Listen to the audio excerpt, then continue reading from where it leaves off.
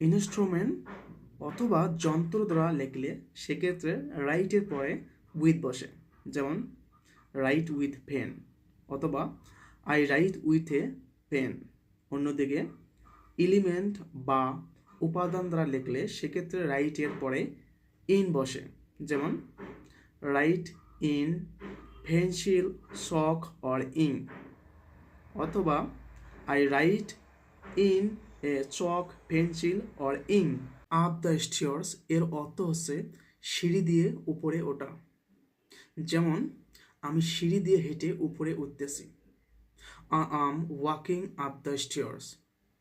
অপরপক্ষে down the stairs এর অর্থ হচ্ছে সিঁড়ি দিয়ে নিচে নামা, যেমন আমি সিঁড়ি দিয়ে হেঁটে নিচে নামতেছি, I am walking down the stairs.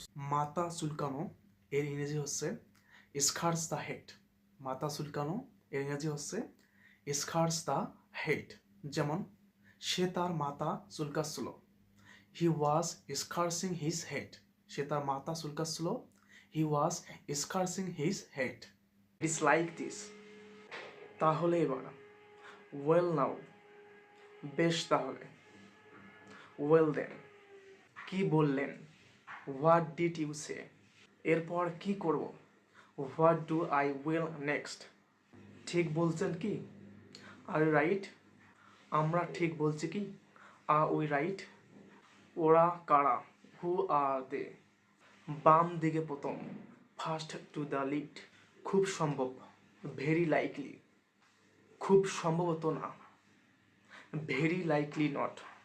হঠাৎ যে, হোয়াট এ সারপ্রাইজ, আমি কিছুই জানি না, আই নো নাথিং, কি আনন্দের কথা, হাউ জয়ফুল, বাহ কি সুন্দর, হাউ বিউটিফুল, কি মিষ্টি, হাউ সুইট, কি সুন্দর, হাউ লাভলি, কি অসম্ভব, হাউ অ্যাবসার্ড, বড়ই পরিতাপের বিষয়, হাউ ডিসগ্রেসফুল, কি ভয়ানক, হাউ টেরিবল।